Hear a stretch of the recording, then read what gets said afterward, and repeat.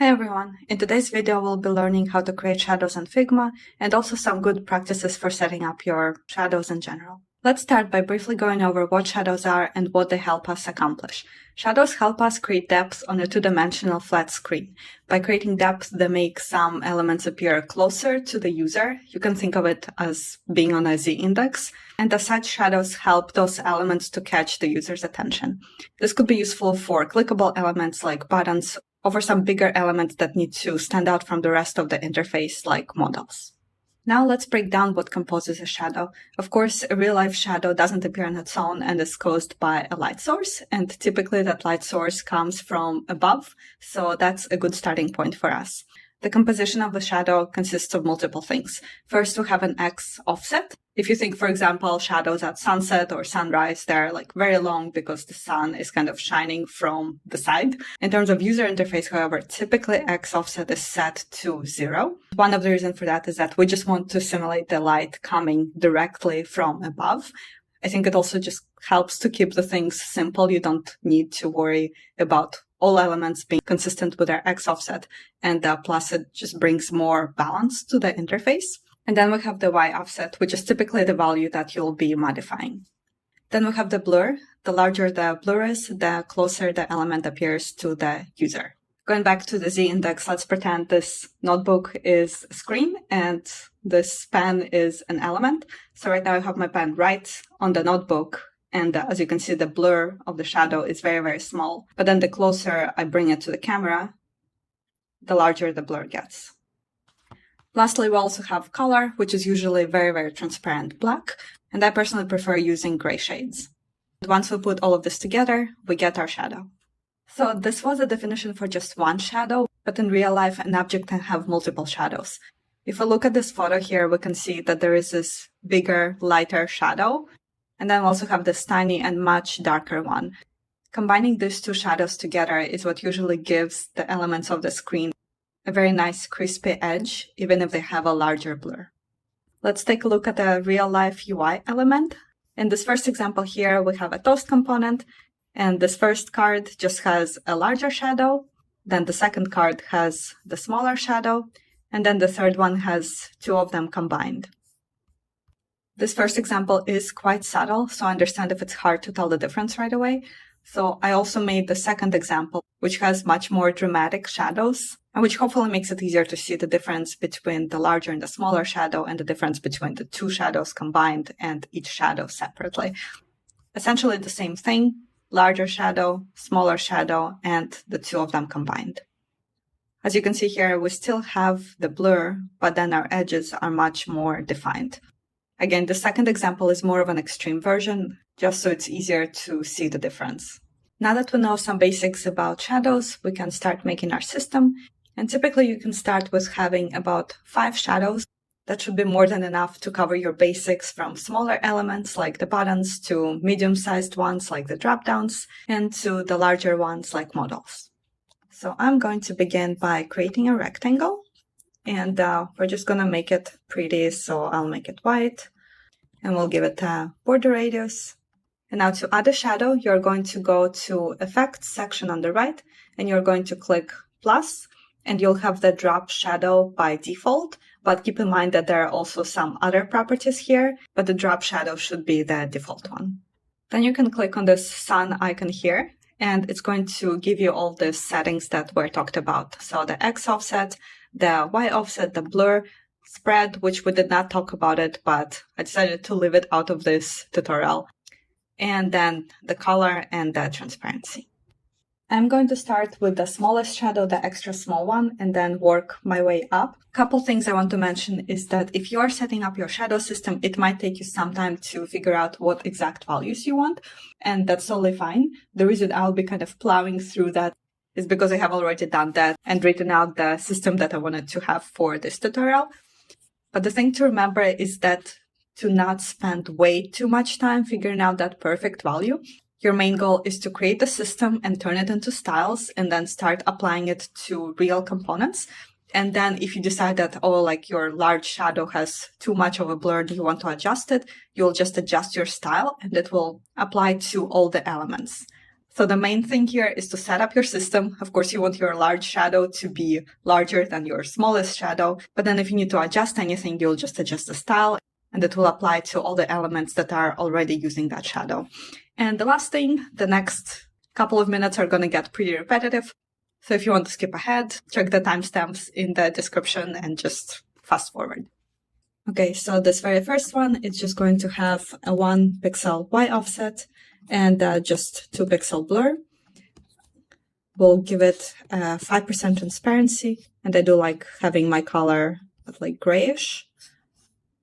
Since this is such a small shadow, I don't think it makes sense adding like the other even smaller and the darker one. So for the extra small, I just kept it at 1 shadow.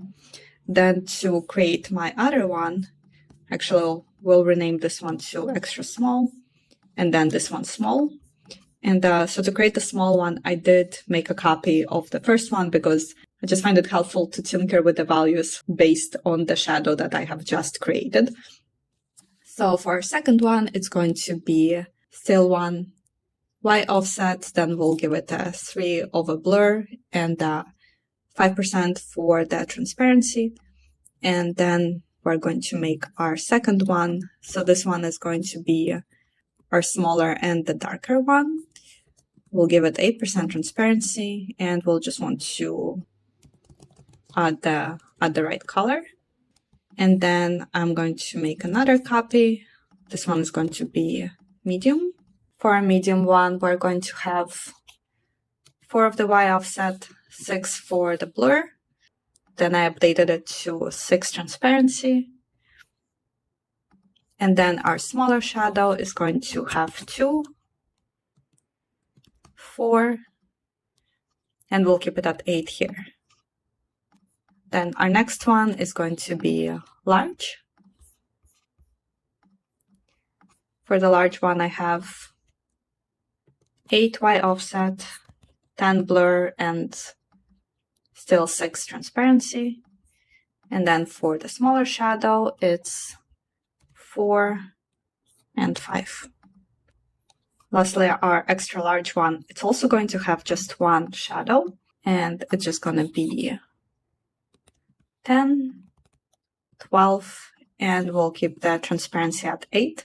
And the reason our largest one has only 1 shadow and doesn't have this darker shadow is, again, going back to our pen and the notebook.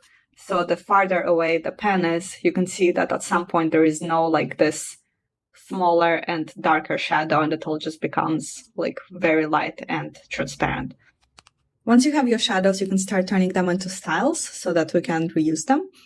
To do so, we're going to begin by selecting our first square, and then we'll go back to Effects section, and this time we'll click on the style icon here. And then from the Effect Styles model, you're going to click this plus. We'll call it shadow/extra small. And the reason I added a slash is because I want all of my shadow styles to be in one shadow folder here. So in case I have any other styles for like blur, they will be all separated.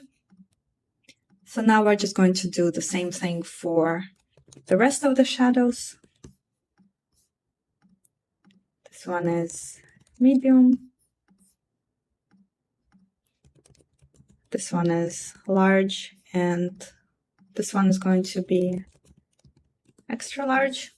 And so now I have my folder with all of my shadows. One thing that I want to point out is that if you look at these numbers, you can see that there's not much of a system going on here in terms of, it's not like I was always increasing my Y offset by 2 and my blur by 5 and my transparency, alternating it. It is a much more of just playing with the numbers and seeing what looks good. I did, of course, stick with the general guidelines that I set at the beginning of the video, which was like, oh, I like to have my color as gray, and I also don't want to have any X offset. But aside from that, it was more of like a free exploring process. After you create your shadow system, preferably you should test it with some of the components that you already have. For example, I have here a button, a card, menu, popover. And so to use the component, you're just going to select your element. And then you just want to be on your design tab. You're going to go down to the effects section. You're going to click on the style icon. And here you'll have all of the effect styles that we created. So this is a card, and for something that maybe doesn't really have to stand out from the page, even though it's a big element, we can stick with a smaller shadow. But then maybe for something like a popover, we can do like a large one. For a menu, we can do like medium.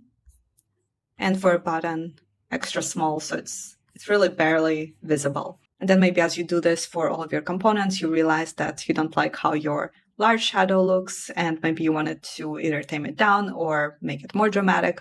So what you can do, you can edit your styles directly from the local styles panel. You're going to go to your large one and click on this icon, edit style. And from here, you can modify all your values. So let's do, I don't know, something very obvious, like make this 100. And so as you can see, it's very clear that my popover got the update with the new shadow. And of course, an even better way to test would be in the context of the entire user interface. So let's take a look at this example here. I can start playing around with adding effects to, let's say, a button and just giving it a little more definition. And then maybe for the cards, just something small. And just comparing, and then maybe going back to my shadow styles and updating them. And then also maybe something like the model, just giving it a larger shadow, which does make it stand out more, even though we already have the dimmer in the background. The point is definitely spend some time playing around with your system when you're just setting up and figuring out your shadows. But don't get too hung up on that. Instead, after you have your styles, just go inside your real designs and play around with shadows there. So I hope this was useful. I want to note that there is way more to shadows and creating depth on screen than we talked about here. If you do want to learn more, I really recommend you read the Refactoring UI book, which I have used as the primary source for creating this video. Thank you for watching, and I'll see you next time. Bye-bye.